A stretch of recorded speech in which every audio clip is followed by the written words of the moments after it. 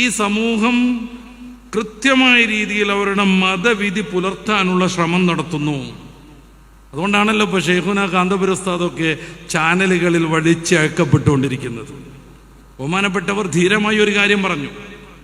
ഇതുവരെയും ഒച്ചാനിച്ച് നിന്നവർക്കൊക്കെയും അതിനെ പിന്തുണയ്ക്കേണ്ടി വന്നു. മടവൂരടക്കം, ഹുസൈൻ മടവൂരടക്കം മറ്റ് പല ഉസ്താദൊക്കെ എന്തെങ്കിലും പറയുമ്പോഴേക്ക് സൈക്കിൾ എടുത്ത് കൂടുന്നവരൊക്കെയും അതിനെ പിന്തുണയ്ക്കേണ്ടി വന്നു. ആണും പെണ്ണും ഒന്നിച്ച് വ്യായാമം ചെയ്യാൻ പാടില്ല എന്ന്. ഇന്നും അത് ചർച്ചയാണ്, ഇന്നും ഒരു ചർച്ചയാണ്. ആ വിഷയത്തിൽ ഒരിക്കൽ പോലും അഭിപ്രായം പറയേണ്ടാത്ത ചില രാഷ്ട്രീയ നേതാക്കളൊക്കെ അത് കൊത്തിപ്പിടിച്ച് പിറകെ കൂടിക്കൊണ്ടിരിക്കുന്നു. ആർക്ക് ഈർഷ്യത വന്നാലും ആർക്ക് പ്രകോപനം ഇറങ്ങിയാലും നമ്മളത് പറഞ്ഞുകൊണ്ടിരിക്കുന്നതാണ് ഇന്ന് പോലും ഒരു സംസ്ഥാന പാർട്ടിയുടെ സെക്രട്ടറി പറയുന്നത്. എന്ത് തോന്നിയാസാണെന്ന് ആലോചിച്ച് നോക്കൂ നിങ്ങൾ. എന്താ എല്ലാവരും ഇസ്ലാമിനിട്ട് ഇങ്ങനെ വളഞ്ഞിട്ട് ആക്രമിക്കാൻ ശ്രമിക്കുന്നത്? അദ്ദേഹം ആ ഒരു ചർച്ച നടത്തി പരമാവധിക്കപ്പുറം ലഭ്യമായി, അയാൾക്ക് കിട്ടിയില്ല. പക്ഷെ ചോദിച്ചു വാങ്ങി, എരന്ന് സ്വീകരിച്ചു. സർവരും അതിനെതിരെ പ്രതികരിച്ചു. അങ്ങനെ ഉയർന്ന് നിൽക്കുമ്പോൾ ഞാനതിൽ നിന്ന് മാറുക എന്നുള്ളതല്ല വിചാരിച്ചത്. നേരെ മറിച്ച് പിന്നെയും പറഞ്ഞു, ആര് ക്രൗര്യം കാണിച്ചാലും നമ്മളത് സമത്വത്തെക്കുറിച്ച് പറഞ്ഞുകൊണ്ടിരിക്കുന്നു. KSRTC ബസ്സിൽ ചിലപ്പോഴൊക്കെ വനിതാ കണ്ടക്ടർ ഉണ്ടാകും. വനിതാ കണ്ടക്ടറുള്ള KSRTC ബസ്സിൽ കണ്ടക്ടർ ഇരിക്കുന്ന ബാക്കിലെ ഡോറിന്റെ തൊട്ടുടനെയുള്ള സീറ്റിന്റെ മുകളിൽ ഒരു പ്രത്യേക ബോർഡുണ്ട്. വനിതാ കണ്ടക്ടറുള്ള ബസ്സിൽ കണ്ടക്ടറുടെ സീറ്റിൽ പെണ്ണു മാത്രമേ ഇരിക്കാവൂ. ഈ രാഷ്ട്രീയ നേതാവൊക്കെ നേതൃത്വം കൊടുക്കുന്ന ഭരണകൂടം പുറത്തിറക്കുന്ന പൊതുവാഹനത്തിൽ വനിതാ കണ്ടക്ടർ ഇരിക്കുന്നിടത്ത് വനിതകൾ മാത്രമേ ഇരിക്കാവൂ എന്ന് കൃത്യമായി എഴുതി വച്ചിരിക്കുന്നു. എവിടെയാണ് സമത്വം? ആരാണ് ഈ സമത്വത്തെക്കുറിച്ച് പറയുന്നതിനപ്പുറം പ്രയോഗരംഗത്തേക്ക് കൊണ്ടുവന്നത്? പോളിറ്റ് ബ്യൂറോ മെമ്പർമാരെ മൊത്തം പരിശോധിക്കുക, എത്ര പെണ്ണുങ്ങളുണ്ടായി? സെക്രട്ടറിമാരെ പരിശോധിക്കുക, എത്ര പെണ്ണുങ്ങളുണ്ടായി? എത്ര പ്രാവശ്യം ഈ സ്റ്റേറ്റിലും മറ്റിടങ്ങളിലും ഭരണത്തിലേറി എത്ര വനിതാ മുഖ്യമന്ത്രിമാരുണ്ടായി? എല്ലാം സഹിച്ച് മോഹഭംഗം കൊണ്ട് അവസാനം ഗൗരിയമ്മക്കൊക്കെ വേറൊരു പാർട്ടി രൂപീകരിച്ച് പോകേണ്ടി വന്നു.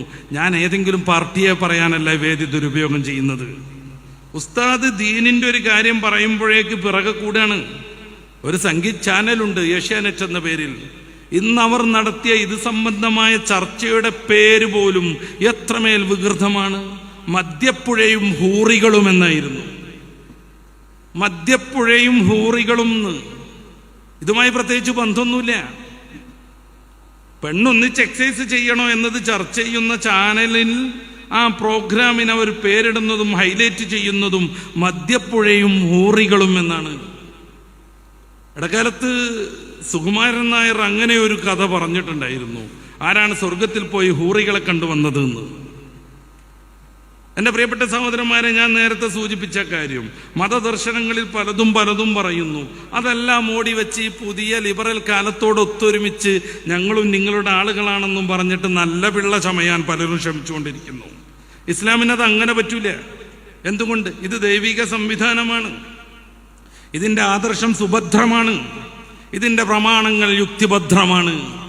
ഒരു ചെറിയ വൈകല്യം പോലും ബാധിക്കാത്ത വിധം അവ സുരക്ഷിതമാണ്, സംരക്ഷിതമാണ്.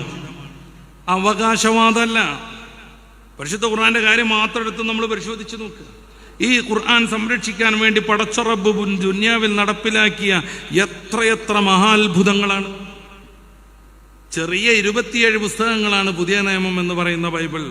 ഇതുവരെ അത് കാണാതെ പഠിച്ച ഒരൊറ്റ മനുഷ്യനെ നിങ്ങൾക്ക് കാണിച്ചു തരാൻ കഴിയില്ല. 2 കോടിയിലേറെ മുഅ്മിനീങ്ങളുടെ ഹൃദയത്തിൽ സൂറത്തുൽ ഫാത്തിഹ മുതൽ അന്നാസ് വരെ 600 ചില്ലാനം പേജ് കൃത്യമായി കാണാതെ ഇരിക്കുന്നുണ്ട്. 2 കോടിയിൽ പരം. ഒരു ലോക ഭരണാധികാരി വരുന്നു, അദ്ദേഹം എല്ലാ ഖുർആന്റെ പ്രതികളും കണ്ടുകെട്ടുന്നു. ഖുർആനിന്റെ ആപ്പുകളെല്ലാം അയാൾ ഒരു പ്രത്യേകമായ ആപ്പ് ഉപയോഗിച്ച് പ്രവർത്തനരഹിതമാക്കുന്നു. നേരം വെളുക്കുമ്പോഴേക്ക് ഖുർആൻ ആയിരക്കണക്കിന് പ്രതി പ്രിന്റ് ചെയ്ത് സുബഹി ജമാഅത്ത് കഴിഞ്ഞാൽ അത് ഓതാനുള്ള സംവിധാനം ഈ സമൂഹത്തിന് മാത്രം സാധ്യമാണ്. ചെറിയ സംഗതിയല്ല അത്. ലോകത്തെ ഏറ്റവും കൂടുതൽ കത്തോലിക്ക ക്രിസ്ത്യാനികൾ തിങ്ങിപ്പാർക്കുന്ന 2ാമത്തെ ഇടം കോട്ടയം പാലയാണ്. പല പ്രാവശ്യം അതിലൂടെ സഞ്ചരിച്ചവരുണ്ടാകും. ഞാൻ എന്തായാലും കുറെ വട്ടം പോയിട്ടുണ്ട്. ഒരു സ്ഥലത്ത് പോലും കുല്ലിയത്തു തഹ്ഫീദിൽ ബൈബിൾ നമുക്ക് കാണാൻ പറ്റുന്നില്ല. ഇന്ന് സ്റ്റേജിൽ സമ്മാനം കൊടുത്തത് 5ഉം 6ഉം ഹാഫിദുകൾക്കാണ്. ഇന്ന് സ്റ്റേജിൽ വിവിധങ്ങളായ മത്സരങ്ങളിൽ ഉന്നത വിജയം നേടിയ കുഞ്ഞുങ്ങൾക്ക് സമ്മാനം കൊടുത്തത് എല്ലാവരുടെയും പേരിന് മുന്നിൽ ഹാഫിദ് എന്ന് നമ്മൾ പറയുന്നുണ്ട്. എന്തുകൊണ്ട്? ഖുർആൻ മുഴുവൻ കാണാതെ പഠിച്ചിട്ടുണ്ട്. ഞാൻ നേരത്തെ പറഞ്ഞു ഏഷ്യാനെറ്റിനെ പറ്റി. അവർക്ക് വലിയ ചർച്ച ഇപ്പോൾ ഹൂറികളെ കുറിച്ചാണ്, സ്വർഗത്തിലെ ഹൂറികളെ കുറിച്ച്. ഇതൊക്കെ പറയുന്ന കേട്ടാ തോന്നും പരിശുദ്ധ ഇസ്ലാം ആരെയൊക്കെയോ കൊണ്ട് സോപ്പിട്ട് ഈ സ്വർഗത്തിന് വേണ്ടി വർക്ക് ചെയ്യാൻ വേണ്ടിയിട്ട് ഹൂറിയാളെ ആദ്യമായിട്ട് സബ്മിറ്റ് ചെയ്താണ് അതെന്ന്. അല്ലെങ്കിലും അങ്ങനെ കുറെ വിമർശനങ്ങളുണ്ടല്ലോ. എന്ത്? ഇസ്ലാം വാളെടുക്കാൻ പറഞ്ഞു, സ്വർഗം തരും എന്ന് പറഞ്ഞു മോട്ടിവേഷൻ ചെയ്തു. എന്നിട്ട് കുറെ ആളുകളെ കൊണ്ട് യുദ്ധം ചെയ്യിപ്പിച്ച് റസൂലുള്ളാഹി സ്വല്ലല്ലാഹു അലൈഹി വസല്ലം വലിയ സമ്പത്തൊക്കെ പിടിച്ചടക്കിയെന്ന്. അവിടുന്ന് മരിക്കുമ്പോൾ ഏതാനും നാഴി ഗോതമ്പ് പൊടിക്ക് വേണ്ടി അവിടുത്തെ പടയങ്കി അയൽവാസിയാകുന്ന ജൂതന്റെ വീട്ടിൽ പണയത്തിലായിരുന്നു എന്ന യാഥാർത്ഥ്യം എൻ്റെ പ്രിയപ്പെട്ട സഹോദരന്മാരെ നമുക്കെങ്കിലും അറിയണം. എന്നിട്ട് റസൂലുള്ളാഹി തങ്ങൾ കുറേ ആളുകളെ യുദ്ധത്തിന് വേണ്ടിയിട്ട് പുറത്തിറക്കിയിട്ട് അവരെ കൊണ്ട് യുദ്ധം ചെയ്ത് കുറേ മുതൽ സ്വരൂപ് കൂട്ടി എന്ന് പറയുന്നത്. ഈ യുദ്ധത്തിന് വേണ്ടി തയ്യാറാവുക, യുദ്ധം കൊണ്ട് മരണപ്പെടുന്ന ആളുകൾക്ക് വലിയ സന്തോഷം കിട്ടുക എന്നുള്ളത് പരിശുദ്ധ ഇസ്ലാം സമൂഹത്തിന് സമർപ്പിച്ച പുതിയൊരു ദർശനമൊന്നുമല്ല. അഥവാ പ്രാപ്സ്യസേ സ്വർഗം ജിത്തോവാം ബോക്ഷസേ മഹിം തസ്മാദുത്തിഷ്ടകൗന്ധേയ യുദ്ധായ കൃതനശ്ചയ. ശ്രീമദ് ഭഗവത്ഗീതയുടെ 2-ാം അധ്യായത്തിന്റെ 27-ാമത്തെ ശ്ലോകം അങ്ങനെയാണ്. അഥവാ പ്രാപ്സ്യസേ സ്വർഗം, ഈ യുദ്ധത്തിൽ നീ മരണപ്പെട്ടാൽ സ്വർഗം പ്രാപിക്കാം. ജിത്തോവാം ബോക്ഷസേ മഹിം, നീ വിജയിച്ചാലോ ഈ ഭൂമിയെ അനുഭവിക്കുകയും ചെയ്യാം. തസ്മാത്, അതുകൊണ്ട് ഉത്തിഷ്ഠ കൗന്ധേയ, കുന്തിയുടെ പുത്രനാകുന്ന അർജുന എഴുന്നേൽക്കുക. യുദ്ധായ കൃതനിശ്ചയ, യുദ്ധം ചെയ്യാൻ നിശ്ചയിച്ചുകൊണ്ട്. ഇത് ഗീതയുടെ വർത്താനാണ്. യുദ്ധത്തെ വിമർശിക്കാനല്ല ഞാനിത് പറയണത്. അനിവാര്യമായ സന്ദർഭങ്ങളിൽ ലോകചരിത്രത്തിൽ അനുസ്യൂതം അത് തുടർന്നിട്ടുണ്ടെന്ന് പറയാൻ. ഈ യുദ്ധം ചെയ്ത് മരിച്ചു പോകുന്ന ആളുകൾക്ക് ശ്രീ മഹാഭാരതത്തിന്റെ വനപർവത്തിന്റെ 168-ാം കാണ്ഡത്തിന്റെ 6-ാം മണ്ഡലത്തിന്റെ 7-ാമത്തെ സൂക്തത്തിൽ പറയുന്നത് എന്താണെന്നറിയങ്ങള്? ആയിരക്കണക്കിന് മനോഹരമായ സ്വർണ്ണ നിറമുള്ള അപ്സരസ്സുകൾ അവരെ മാടി വിളിക്കും എന്നാണ്. ഏഷ്യാനെറ്റുകാർ ഇന്ന് ചർച്ച ചെയ്തതിന്റെ പേരാണ് ഹൂറികൾ. സ്വർഗത്തിലേക്ക് എത്തുമ്പോൾ ആയിരക്കണക്കിന് അപ്സരസ്സുകൾ. മഹാഭാരതത്തിന്റെ തന്നെ 13-ാം അധ്യായത്തിന്റെ 79-ാം കാണ്ഡത്തിന്റെ 27-ാമത്തെ ശ്ലോകത്തിൽ ആയിരക്കണക്കിന് സുന്ദരമായ നിതംബങ്ങളുള്ള സ്ത്രീകൾ അവരെ കാത്തിരിക്കുന്നു എന്നാണ് ഹൂറികൾ.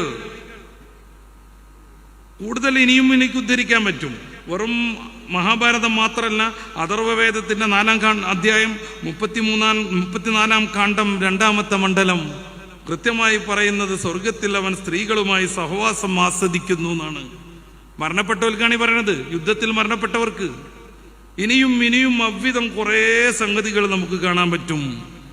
ഞാൻ സൂചിപ്പിക്കുന്നത് ഇതൊരു മതതാരതമ്യ വേദിയൊന്നുമല്ല, ഒരു വിമർശന പ്രസംഗം ഞാൻ ആഗ്രഹിക്കുന്നില്ല.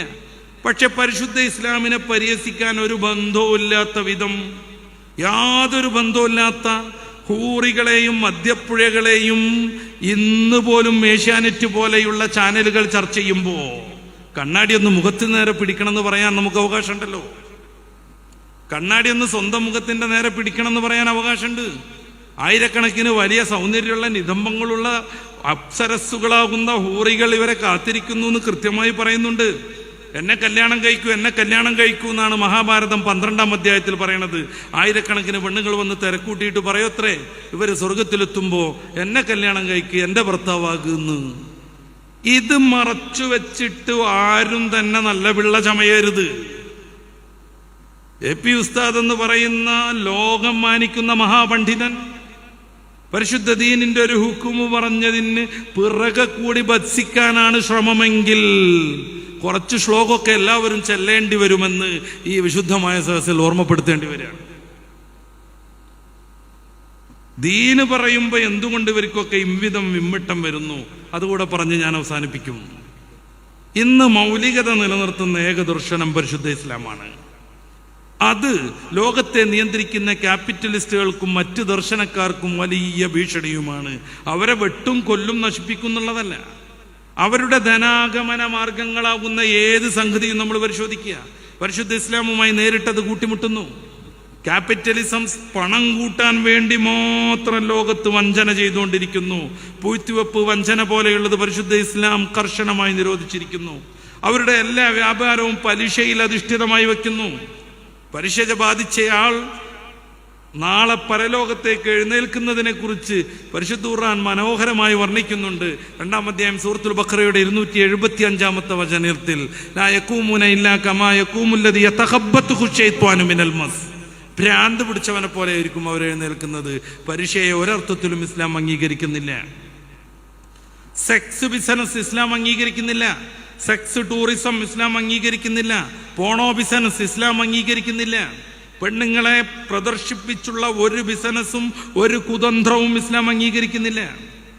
എക്സിക്യൂട്ടീവ് പുരുഷനെ പ്രതിഷ്ഠിക്കുമ്പോൾ ഫുൾ ഡ്രസ്സ് ധരിച്ച് ഫുൾ സ്ലീവ് ഷർട്ട് ഇട്ട് ഷോക്സും സൂസും ഇട്ട് അവസാനം ഇവിടെ പോലും ഒന്നും കാണാതിരിക്കാൻ എം കൃഷ്ണൻ നായർ പറഞ്ഞതുപോലെ ഒരു കണ്ട കൗബീനിയൊക്കെ ധരിച്ചിട്ട് അവർ കൊണ്ടുവരുന്നു.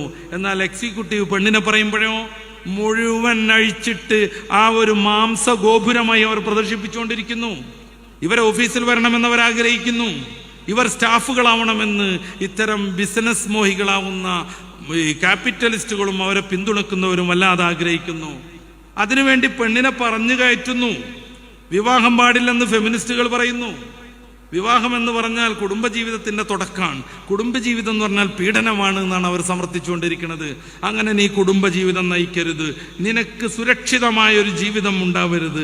പിന്നെയോ നിന്റെ ലൈംഗിക താല്പര്യത്തിന് വേണ്ടി നീ ആടണം, പാടണം, നീ പറക്കണം, എവിടെയും ചെന്നെത്തണം, ആർക്കും നീ കീഴടങ്ങണം. തൊഴിലിടങ്ങളിൽ നിന്നെ പീഡിപ്പിക്കല്ല, നിന്നെ വല്ലാതെ സ്വതന്ത്രമാക്കുകയാണ് എല്ലാവരും ചെയ്യുന്നത്. ഹേമ കമ്മീഷൻ റിപ്പോർട്ട് നമ്മുടെ മുമ്പിലുണ്ട്. വാതിൽ മുട്ടിയിട്ട് തുറന്നുകൊടുത്തില്ലെങ്കിൽ 19 ഷോട്ട് നടത്തി പീഡിപ്പിക്കുമെന്നുറക്കെ പറഞ്ഞ വനിതാ നടിമാരുണ്ട് നമ്മുടെ കൂട്ടത്തിൽ. എന്നിട്ട് പറയാ ഇതാണ് സ്വാതന്ത്ര്യം. കുടുംബജീവിതം നയിക്ക് ഭർത്താവിനൊരു ചായ കൊണ്ടുപോയി കൊടുക്കുന്നത് പാരതന്ത്ര്യമാണ്, അടിമത്തമാണ്. എന്നാൽ നേരത്തെ പറഞ്ഞതുപോലെ ഇത്തിരി ഡ്രസ്സ് മാത്രം ധരിച്ച് നീ ഓഫീസിൽ വരണം, മാനേജർക്ക് ചായ കൊണ്ടുപോയി കൊടുക്കണം, അയാളുടെ ഗ്ലാസ് കഴുകി വെക്കണം, അയാൾ കഴിച്ചിട്ട പഴത്തൊലി നീ കൊണ്ടുപോയി ഉപേക്ഷിക്കണം. ഇത് സ്വാതന്ത്ര്യമാണെന്ന് നീ തെറ്റിദ്ധരിക്കുകയും വേണം. ഇത് പാടില്ലെന്ന് പറയാൻ ആരെങ്കിലുമൊക്കെ ഇവിടെ വേണ്ടേ? ക്യാപിറ്റലിസം മുന്നോട്ട് വെക്കുന്ന എല്ലാ ധനാഗമന മാർഗത്തെയും അതിൻ്റെ വൃത്തികേട് കൊണ്ട് ഇസ്ലാം എതിർക്കുന്നു. വെറുതെ കയറി എതിർക്കണതല്ല.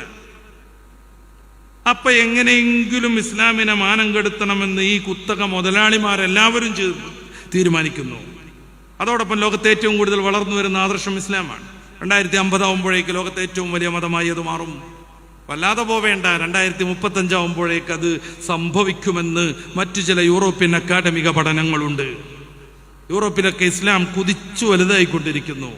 ഇസ്ലാം എല്ലായിടത്തും വ്യാപിക്കുകയും ലോകത്തെ ഏറ്റവും വലിയ മതമായി മാറുകയും ചെയ്താൽ ഇവർ മുന്നോട്ട് വെക്കുന്ന ഈ വൈകൃതങ്ങൾക്ക് സ്വാധീനമില്ലാതെ പോകും. അവരുടെ വരുമാനം മുടങ്ങിപ്പോകും.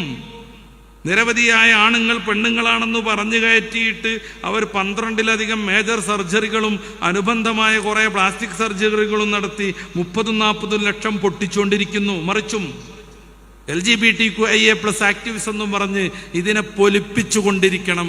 എങ്കിലേ ക്യാപിറ്റലിസ്റ്റുകളുടെ പണസഞ്ചിയിൽ ഡോളറുകൾ കുമിഞ്ഞുകൂടുകയുള്ളൂ. ഒരാൾക്ക് ആണിന്റെ കോലം കെട്ടണമെന്നുണ്ടെങ്കിൽ, ഒരു പെണ്ണിന് ആണിന്റെ കോലം കെട്ടണമെന്നുണ്ടെങ്കിൽ, ഒരു ആണിന് പെണ്ണിന്റെ കോലം കെട്ടണമെന്നുണ്ടെങ്കിൽ ചുരുങ്ങിയത് 12-ലേറെ സർജറി വേണം.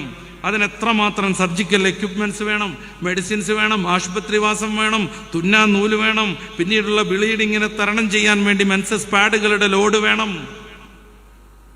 ആശുപത്രി അറേഞ്ച്മെന്റ് വേറൊരു സംഗതിയാണ്. അതിൻ്റെ 2 വർഷം മുന്നേ നടത്തേണ്ട ഹോർമോൺ ട്രീറ്റ്മെന്റ് വളരെ കോസ്റ്റിയാണ്. ഈ സർജറിയൊക്കെ കഴിഞ്ഞാൽ മരിക്കുവോളം ഹോർമോൺ ട്രീറ്റ്മെന്റ് മാസാമാസം തുടർച്ചയായി തെറ്റാതെ നടത്തിക്കൊണ്ടിരിക്കണം. അതിനും വലിയ സമ്പത്ത് വേണം. ഇതെല്ലാം എത്തിച്ചേരുന്ന കുറെ കുത്തക മുതലാളികളുണ്ട്. ഇവർ ഇസ്ലാമിനെ സമ്മതിക്കാൻ പ്രയാസമാണ്. എന്തുകൊണ്ട്? ഇങ്ങനെ ഒരുത്തൻ കത്തിയെടുത്തിട്ട് അവരുടെ ലൈംഗിക ഭാഗം ഡെക്കറേഷൻ ചെയ്യാൻ ഇറങ്ങിയാൽ പരിശുദ്ധ ഇസ്ലാം പാടില്ലെന്ന് പറയും, ഒപ്പം ചേർന്ന് നിൽക്കാൻ പാടില്ലെന്ന് പറയും. മദ്രാസ് ഹൈക്കോടതിയിൽ ഇന്നലെയാണ് ഒരു വിധി വന്നത്. പെണ്ണിന്റെ ബാക്കിൽ നിൽക്കുന്നത് പീഡനം, തോളിൽ കൈവെക്കുന്നത് പീഡനം, ഷെയ്ക്ക് ഹാൻഡ് കൊടുക്കുന്നത് പീഡനം. എന്തേ 6-ാം നൂറ്റാണ്ടിക്ക് ബസ് കയറണോ മദ്രാസ് ഹൈക്കോടതി? മദ്രാസ് ഹൈക്കോടതി 6-ാം നൂറ്റാണ്ടിക്ക് പോകണോ? പെണ്ണിനെന്താ ഒന്നിച്ചൊന്ന് എക്സസൈസ് ചെയ്താൽ എന്നാണ് ചോദ്യം. പല പല ജിംനേഷ്യത്തിന്റെയും ബോർഡ് കാണുന്നു. അർദ്ധനഗ്നകളാകുന്ന പെണ്ണും ആണും ഒന്നിച്ചു നിന്ന് പുഷപ്പ് ചെയ്യുന്നു, ഒന്നിച്ചു നിന്ന് അവർ ഭാരം പൊക്കിക്കൊണ്ടിരിക്കുന്നു, ഹെൽപ്പ് ചെയ്തുകൊണ്ടിരിക്കുന്നു. പിന്നീട് മറ്റു ചില വാർത്തകൾ വരുന്നു. ഒരു വാർത്തയും വന്നില്ല. അവരൊക്കെ വലിയ ഉഷാറുള്ളവരാണെങ്കിലും പരിശുദ്ധ ഇസ്ലാം അത് സമ്മതിക്കുന്നില്ല. അത് പറയാൻ ആർജവമുള്ള പണ്ഡിതന്മാർ എന്നും മുന്നിലുണ്ടാകും, എന്നും മുന്നിലുണ്ടാകും. ഈ ആദർശ സമ്മേളനത്തിൽ പരിശുദ്ധ ഇസ്ലാം മുന്നോട്ട് വയ്ക്കുന്ന എല്ലാ ആദർശവും, എല്ലാ ദർശനവും, വിശ്വാസവും, കർമ്മവും സുഭദ്രമാണെന്ന് വസ്തുനിഷ്ഠമായി പ്രമാണബദ്ധമായി തെളിയിക്കാൻ ഈ ഒരു ആദർശ പ്രസ്ഥാനത്തിന് സാധിക്കുമെന്ന വിവരം എല്ലാവരും മനസ്സിലാക്കണമെന്ന്, നമുക്ക് ഉറക്കെ പറയാമെന്ന് പറയാൻ ഈ ഒരു സന്ദർഭം ഞാൻ ഉപയോഗപ്പെടുത്തുകയാണ്.